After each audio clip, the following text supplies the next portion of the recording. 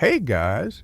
Tonight, we're diving into one of history's most mind-bending survival skills, how Polynesian navigators memorized the ocean's pulse to conquer the Pacific. Picture this. You're alone in a double-hulled canoe. No compass, no maps, just endless blue in every direction. The horizon doesn't curve, it looms. One wrong guess, and you're a speck swallowed by waves even modern GPS sometimes misreads. Spoiler, you probably won't survive this. So, before you get comfortable, take a moment to like the video and subscribe. But only if you genuinely enjoy what I do here. Drop a comment with your location and local time.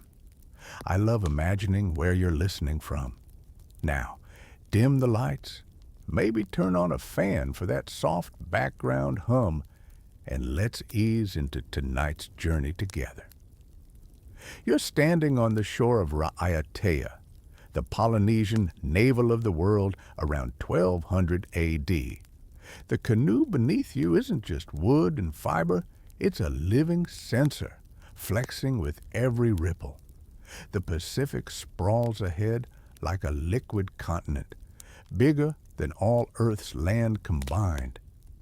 Historians still argue whether Polynesians reached the Americas before Columbus. We'll circle back to that wild theory later. But one fact is rock solid. They settled islands across 10 million square miles, using nothing but memory. Here's the reality check. Modern sailors with satellite navigation still get lost out here. The Pacific isn't just big, it's deceptive. Swells that look identical to the untrained eye are as distinct as subway lines to a navigator. Miss the subtle bend of a refracted wave, and you'll sail right past an island the size of Manhattan. The quirky bit? Some navigators claim they could smell land. Turns out phytoplankton clouds near reefs do release a distinct scent. But we'll get to bio-navigation in section 11. Your training starts with brutal simplicity. Stare at the horizon until your eyes throb. No stars yet, just the primal language of swells, the mother waves born from Antarctic storms that march across the ocean like slow-motion giants. Navigators categorize these into nodo, primary swells, and tapu, secondary ripples. Memorizing their angles like a pianist internalizes scales. Lose focus for 10 minutes, and the patterns blur into chaos. You blink salt from your eyes as the canoe rises on a swell taller than two men. This is where you transform from passenger to navigator. Your teachers called it becoming the wave, a mental shift where your spine starts anticipating swells before they hit the hull. Forget GPS triangulation. Polynesian navigators were human supercomputers, processing real-time wave data through their bare feet and inner ears. Modern oceanographers estimate master navigators could detect swell direction changes as slight as 2 degrees, about the width of your pinky nail at arm's length. The first brutal truth reveals itself. Ocean swells aren't random. They're highways with strict rules. Primary swells, nodo, maintain near constant direction for thousands of miles, bent only by continental shelves or far-off islands. Your survival depends on memorizing these default paths like subway routes. The quirky twist? Navigators use their testicles as biological inclinometers, shifting weight to gauge swell angles during long night watches. Yes, historians verified this through oral histories. No, you can't make this up. Historians still argue whether Polynesians intentionally discovered islands or just lucked into them during drift voyages. But here's the mainstream fact. By 1000 AD, they'd established a mental wave map covering 25 million square kilometers. You're now learning its key feature, secondary wave interference. When two swells cross at oblique angles, they create checkerboard ripples, tapu, that early navigators likened to fish scales. Spotting these micro-patterns could mean an island lurked over the horizon, bending the swell matrix like a rock in a stream. Your teacher makes you lie prone in the canoe's belly, eyes shut, reconstructing the day's wave sequences through touch alone. The hull thrums beneath you like a live wire, port quarter swell at 11-second intervals, stern cross swell every 6. This is the original virtual reality, where muscle memory trumps eyesight. When a rogue swell jolts the canoe sideways, you instinctively know it's not part of the local pattern, a warning of distant storms or unseen land. By moonrise, your brain starts translating vibrations into topography. That faint shudder, a reflected swell bouncing back from an atoll 15 miles north. The slight stickiness in the water's motion, a current shear signaling open ocean ahead. You're not just reading waves now, you're eavesdropping on the Pacific's private conversations. The pre-dawn darkness wraps around you like a wet cloak as you learn the ocean's most guarded secret. Swells have memory. That gentle undulation rocking the canoe wasn't born here. It's the ghost of a storm that raged near Antarctica weeks ago, traveling thousands of miles without breaking stride. You're not just riding waves now, you're deciphering the Pacific's fossil record written in liquid. Your teacher demonstrates the first sacred skill, the kio, or swell chant. Each rhythmic phrase corresponds to a specific wave sequence. Imagine memorizing a 12-hour Spotify playlist where every beat marks a navigational waypoint. The mainstream fact? These chants weren't poetry, but precision tools. Modern researchers at the University of Hawaii found some chants encode swell intervals accurate to within 3 seconds, equivalent to tracking time with your pulse during a marathon. The quirky bit comes when your teacher makes you taste the sea spray. Turns out Polynesian navigators identified distant storms by the metallic tang of airborne phytoplankton, a flavor map of the ocean. Historians still argue whether this was literal or metaphorical, but you're too busy gagging on salt water to care. Now the real test begins. Blindfolded, you must name each swell type by how it lifts the canoe. The nodo rises slow and proud like a sleeping whale. The tapu nips at the hull like minnows. When a third pattern emerges, short, choppy, your teacher grunts approval. You've detected haki, the rebound waves that betray an island's presence long before land appears. The horizon starts playing tricks on you by mid-morning, or maybe you're finally learning to see properly. That barely perceptible wrinkle in the swell pattern ahead isn't a mirage. It's the ocean's way of whispering that land is near, bending waves around unseen shores like water flowing around a boulder.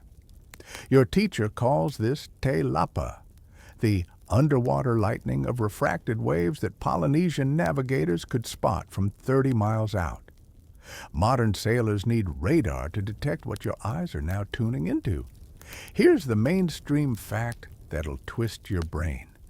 Islands don't just block waves, they edit them. When swells wrap around an atoll, they create interference patterns as unique as fingerprints.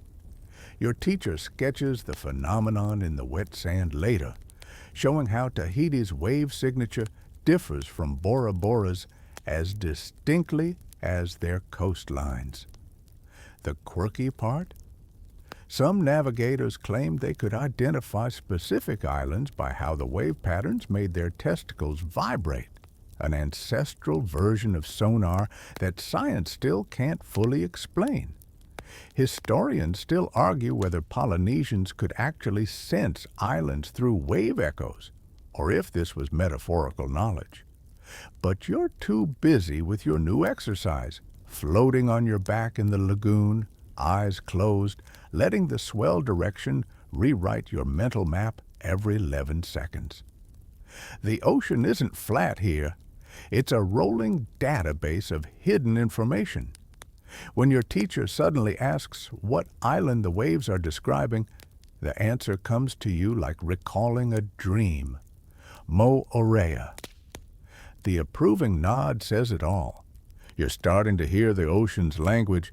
As dusk bleeds into the horizon, you realize the ocean has a heartbeat, and it's not the waves. It's the pauses between them. Your teacher positions you at the canoe's stern, hands gripping the rail as you attune to the rhythm of reflected energy. That faint shudder traveling up your arms isn't random vibration. It's a swell that's bounced off a reef 5 miles west, returning like a boomerang.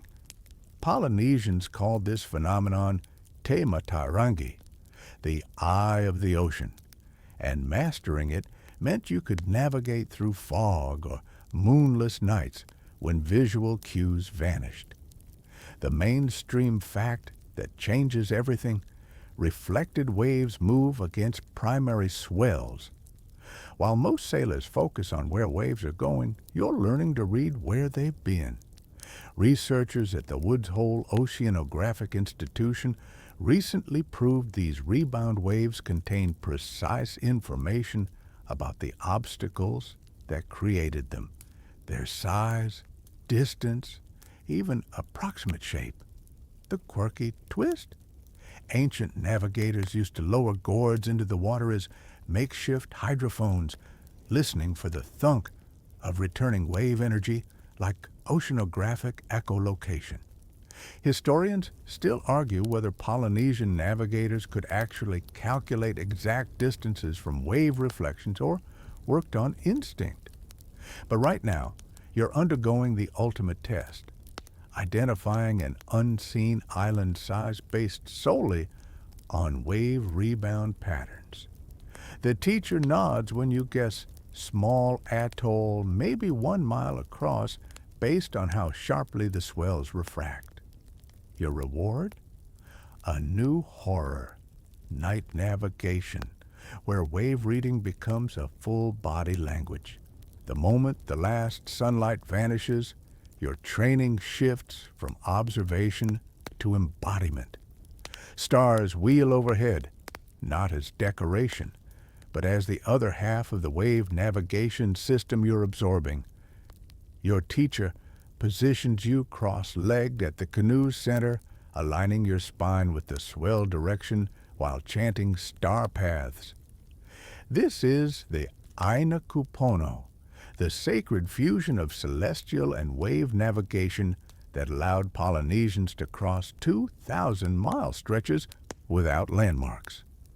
Here's the mainstream fact that connects sky to sea. The same trade winds that create consistent swells also govern star visibility. Navigators memorized how certain stars would appear or vanish behind swell crests at precise latitudes. The quirky bit? Some master navigators claimed they could feel the tug of particular stars through the canoe's motion, as if the vessel was magnetized to celestial bodies. Oceanographers now suspect this relates to subtle changes in wave action at different latitudes, though the debate remains open. Historians still argue whether Polynesian star wave integration was systematic or intuitive, but tonight you're experiencing its raw power. As Hokulea Arcturus rises, your teacher shows how its appearance angle corresponds with a specific swell rhythm that indicates the optimal tack northward. You're not just stargazing. You're watching the heavens and ocean conduct a silent orchestra, with your canoe as the vibrating needle between them. Dawn finds you submerged chest deep in a tide pool, your nostrils barely above water, as your teacher times your breathing to match incoming swells. This isn't some mystical ritual. It's the Polynesian version of driver's ed. For the next 3 hours, you'll learn to calibrate your nervous system to wave intervals until your body sways in sync with the ocean's pulse. Modern neurology confirms what ancient navigators knew. Prolonged immersion rewires your vestibular system, transforming your skeleton into a living seismograph for swell patterns. The mainstream fact that shocks urbanites. Polynesian children started this training as toddlers. By age 6, they could identify 5 distinct swell directions blindfolded. The quirky twist?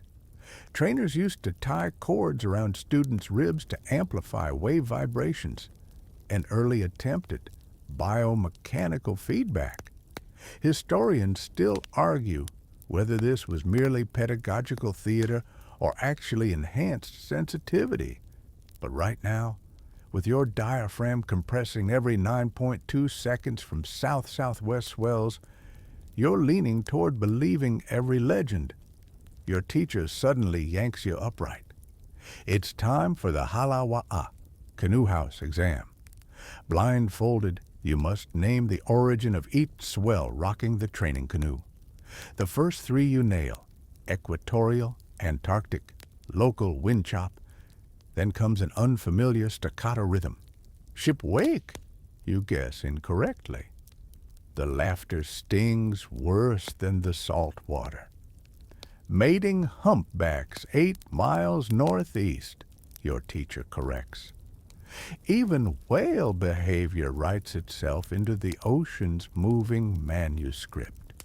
The rhythmic slapping of palm fronds against your thigh isn't just annoying, it's your introduction to the Meleho Okele, the 2,000-line navigational chants that functioned as the Polynesian GPS. Your teacher demonstrates how each poetic couplet corresponds to a specific swell sequence and star position, creating an oral map that could guide a navigator from Tahiti to Hawaii without a single written word. Modern researchers analyzing these chants discovered they contain precise swell interval data, accurate to within 5% of oceanographic measurements. A feat comparable to memorizing the exact timing of every traffic light on a cross-country road trip. Here's the mainstream fact that rewrites history. These chants weren't just memory aids, but mathematical algorithms. The kahako, macron markings in early European transcriptions, turn out to indicate swell timing variations. The quirky bit? Some chants include deliberate errors, subtle mistakes that only master navigators would recognize as warnings about dangerous current shifts. Historians still argue whether this was an early cryptographic system or simply mnemonic artistry. But you're too busy trying to recite the 37th verse without vomiting from seasickness to care. Your teacher suddenly goes silent. The challenge is clear. Continue the chant using only the wave patterns beneath the canoe. As the Noto swell lifts the hull at perfect 11-second intervals, the words come unbidden. Ke kai kane ko okahi, the male sea stands alone. The exact line describing this swell configuration. For the first time, you're not reciting memory. You're thinking in waves. The canoe's sudden lurch tells you what your eyes can't yet see. The ocean currents are shifting. Your teacher hands you a knotted coconut fiber cord, its intricate weave recording swell patterns from past voyages like a 3D nautical chart. This is Kaulana Naweo, the skilled plaiting of navigation knowledge into physical objects. Modern material scientists recently discovered these cords contain subtle thickness variations that correspond to wave periodicity data, essentially encoding oceanographic textbooks into handicrafts. The mainstream fact that stuns engineers: Polynesian navigators maintained mental dead reckoning accuracy within 1% over 1,000-mile journeys, a feat requiring constant adjustment for currents. The quirky twist? Some wayfinders, navigators, chewed specific seaweeds before voyages, claiming the algae sharpened their sensitivity to wave motions. Marine biologists now confirm certain seaweed compounds do enhance vestibular function, though whether this was intentional pharmacology remains debated. Historians still argue whether these fiber cords were precise instruments or symbolic representations, but your aching fingers don't care as you struggle to replicate the weave pattern matching today's swell sequences. When you finally hold up your clumsy attempt, your teacher's smirk says it all. You've just saved a wave memory that could one day save your life. A dark speck on the horizon snaps your attention eastward, not land, but a noyo, Hawaiian naughty turn, banking sharply against the wind. Your teacher grabs your shoulders, forcing you to study the bird's flight angle like it's transmitting Morse code. This is Kilo Kilo Manu, the ancient art of avian navigation, where birds become living compass needles pointing toward unseen shores. Modern ornithologists confirm what Polynesians observed millennia ago. Certain seabirds fly outward at precise vectors toward feeding grounds at dawn, then return straight to land at dusk, nature's perfect GPS arrows.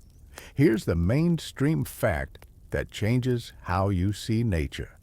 While Vikings used ravens for crude land finding, Polynesians cataloged 32 bird species with distinct flight patterns indicating distance to land.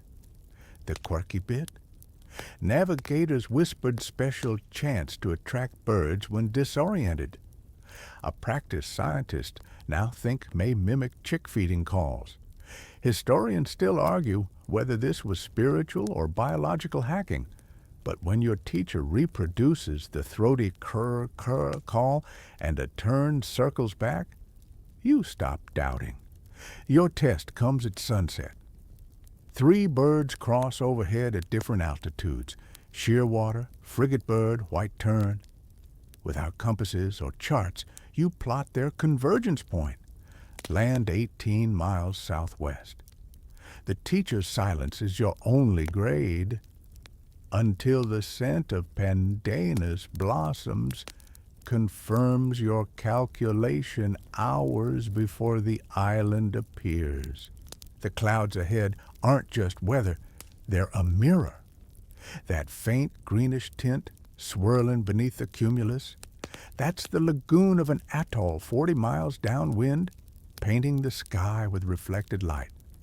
Your teacher calls it Te Ata Matairangi, the face of the ocean in the sky, a phenomenon modern science confirms but still struggles to explain. NASA's satellite teams have recently discovered that certain cloud formations over tropical atolls contain mineral traces from reef spray, creating spectral signatures navigators could spot before land became visible. The mainstream fact that redefines meteorology: Polynesian cloud navigation distinguished 17 cloud types by their land connection potential. The quirky twist? Some navigators claimed they could taste land by licking their forearm after letting sea spray dry on it, a claim marine chemists now suggest might relate to detecting reef-derived iodine compounds. Historians still argue whether this was literal or metaphorical knowledge, but you're too busy staring at a suspicious cumulus cluster to care. Your teacher throws you a curveball. Identify the nearest landmass using only this morning's cloud colors. The high, wispy streaks have a yellowish cast. volcanic soil dust from Maui, while that low bank shows the telltale milky legs of lagoon reflection. When you hesitantly point southeast, the grunt of approval sends shivers down your salt-crusted neck.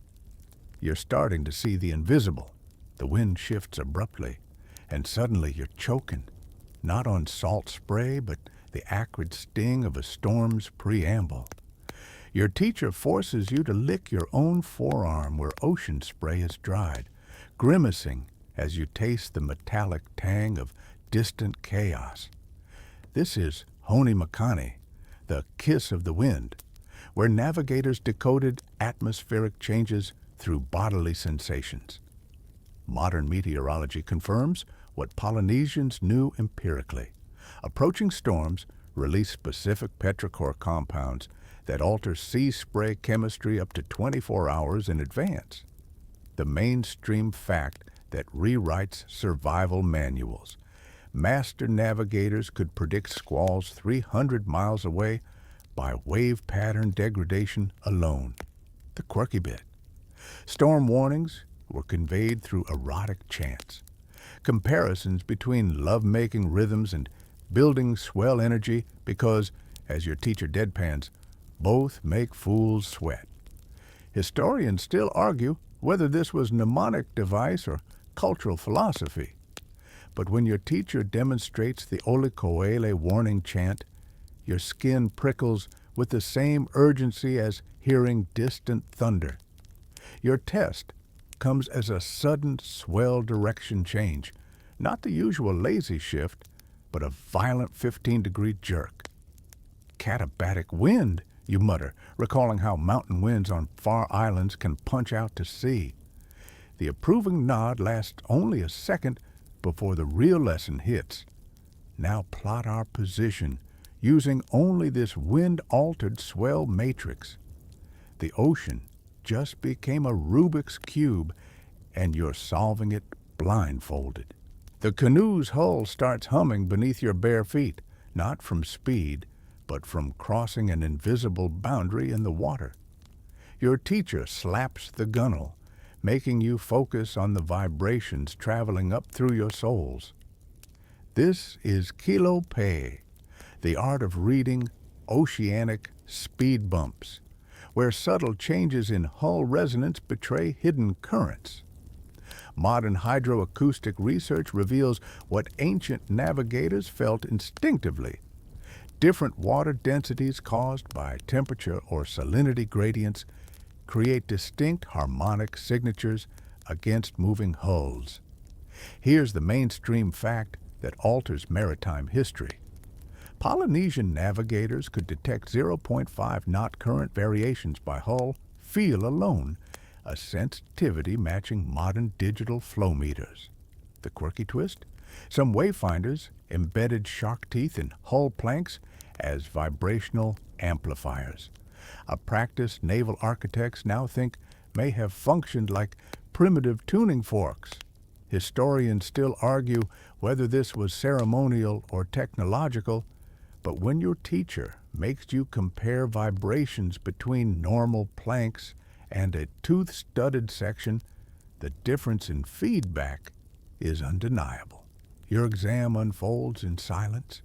3 bowls of seawater with nearly identical appearance. By dipping your forearm into each, you must identify which contains water from a distant atoll's leeward side. The 3rd sample makes your skin prickle with microscopic carbonate grit, the teeth of eroded coral traveling miles from its source. Motu Tain, you declare, naming the island whose lagoon bleeds this particular chalky signature. The teacher's raised eyebrow says, everything. You're no longer just observing the ocean. You're conversing with it. The night air suddenly smells like wet earth. Impossible this far from land. But your teacher is already nodding toward the eastern horizon where no stars twinkle. That's not cloud cover. It's the Atea Tokarau, the breath of the atoll, a dense moisture column rising from unseen lagoons that block starlight, before land becomes visible. Modern satellite imaging confirms these vertical humidity plumes can extend 2,000 feet above islands, creating celestial blind spots navigators used as reverse landmarks. The mainstream fact that redefines exploration. Polynesians settled islands they couldn't yet see by tracking star disappearances. The quirky bit? Navigators allegedly used their own hair as hygrometers. Loose strands would curl differently based on approaching land humidity. Material scientists recently proved human hair's swelling response to humidity changes could theoretically provide 5 to 10 mile proximity alerts.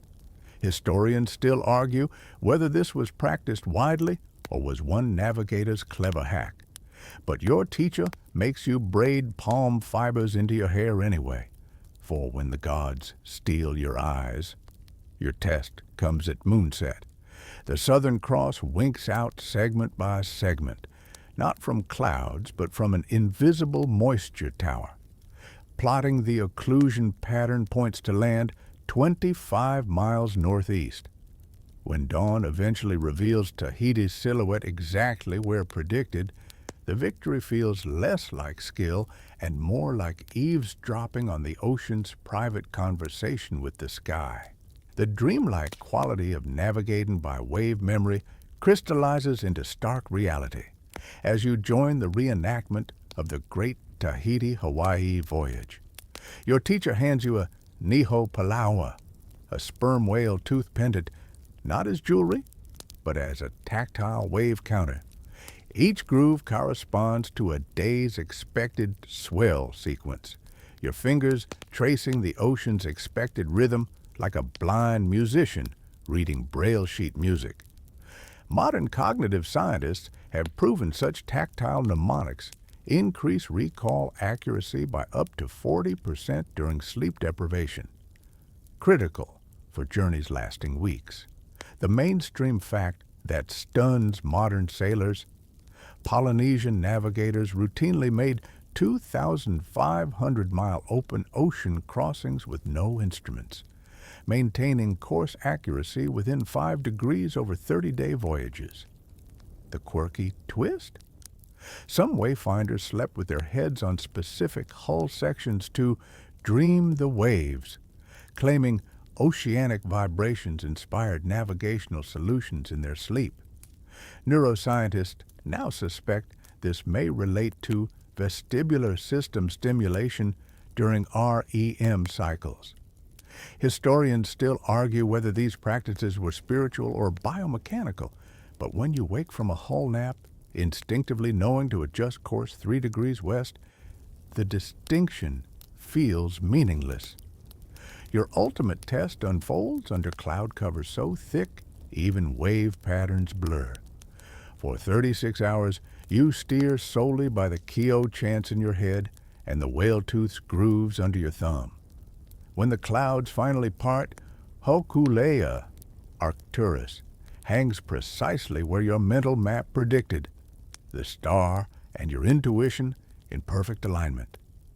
The teacher doesn't praise you, the sky just did. The first European compass you're handed feels like a betrayal, this cold metal disc reducing the living ocean to magnetic abstractions. As colonial ships swarmed Polynesian waters in the 18th century, you witness wave navigation being dismissed as primitive instinct by captains who couldn't fathom surviving a week without their sextants. The cruel irony? Modern research now proves British naval logs from 1770 to 1850 show more grounding incidents in Polynesia than indigenous canoes ever recorded. Those primitive navigators understood reef hydrodynamics better than any Royal Academy graduate. Here's the mainstream fact that hurts. Within 2 generations of European contact, 90% of master navigators had died from introduced diseases, taking millennia of wave knowledge with them. The quirky survival?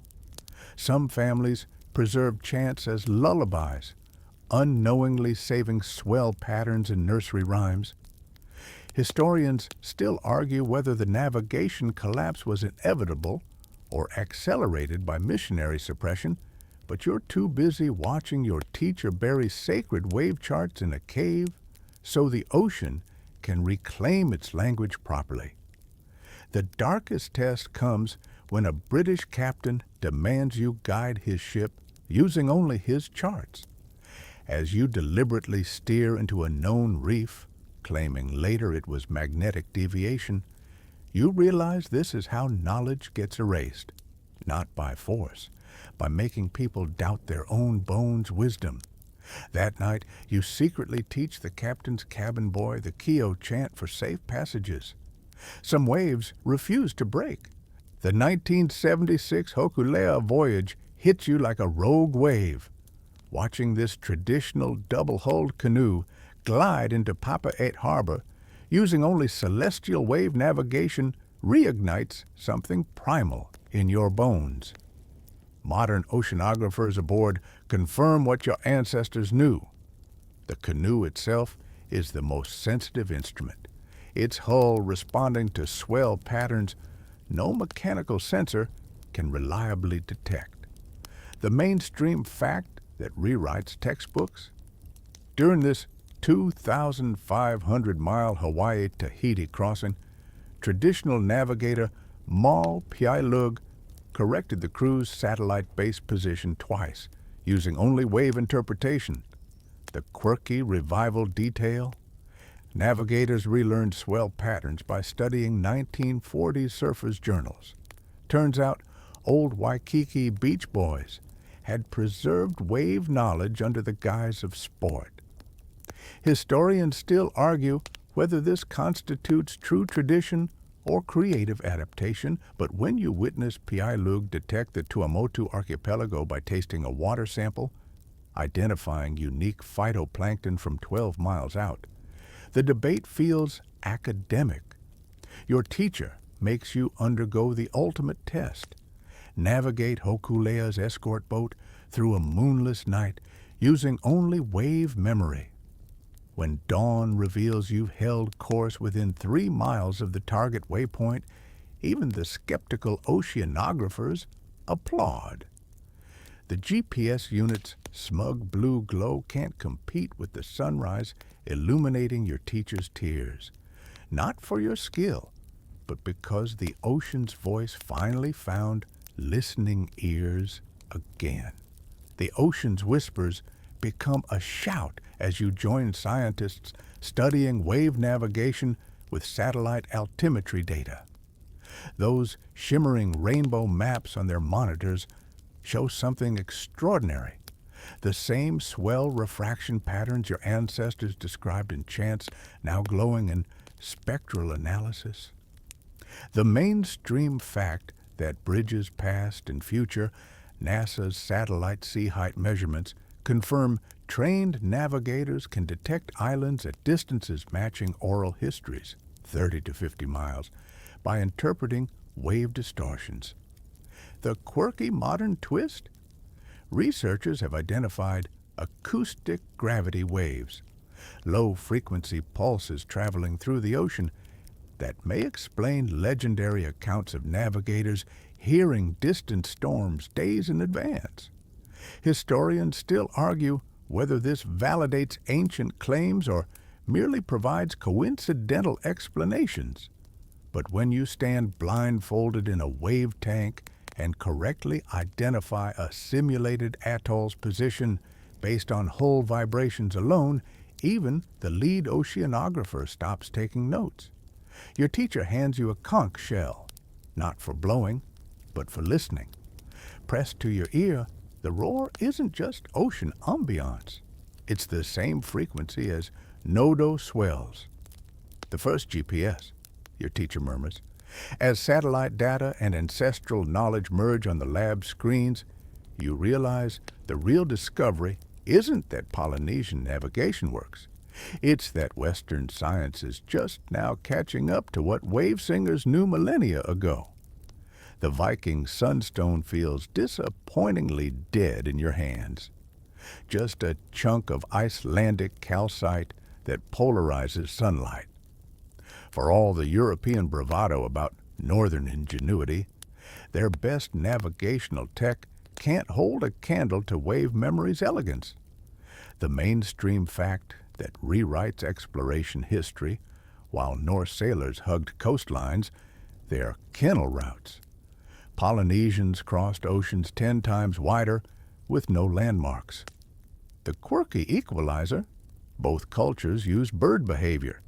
But where Vikings released ravens hoping they'd fly toward land, Polynesians had entire avian flight vector charts memorized. Historians still argue whether Viking sunstones were widely used or just emergency tools, but the contrast is stark. Your teacher demonstrates how a single wave chant contains more navigational data than a Viking longship's entire toolkit. When you try navigating a fjord using only wave patterns, they're chaotic near coasts, nothing like the Pacific's orderly highways. You gain new respect for the Polynesian mastery of open ocean hydrodynamics. The lesson crystallizes at dawn, watching the sunstone glow dully while your teacher points out 3 simultaneous swell directions with a yawn. You realize the difference isn't technology, it's literacy. Vikings read nature's clues. Polynesians were fluent in the ocean's mother tongue. The homebound canoe rides the swells like a lullaby now, each crest and trough etched into your muscles as deeply as childhood memories. Those aren't just waves beneath you. They're the same sequences that carried your ancestors to Aotearoa, to Rapa Nui, to Hawaii. Modern oceanography calls it swell propagation. Your teacher calls it the breath of Cain. Both are right. Here's the quiet truth the stars whisper tonight. Wave navigation was never just about survival. Those chants? They're love letters to the ocean's rhythm. The testicle vibration thing, a sacred joke about humanity's intimate dance with the sea.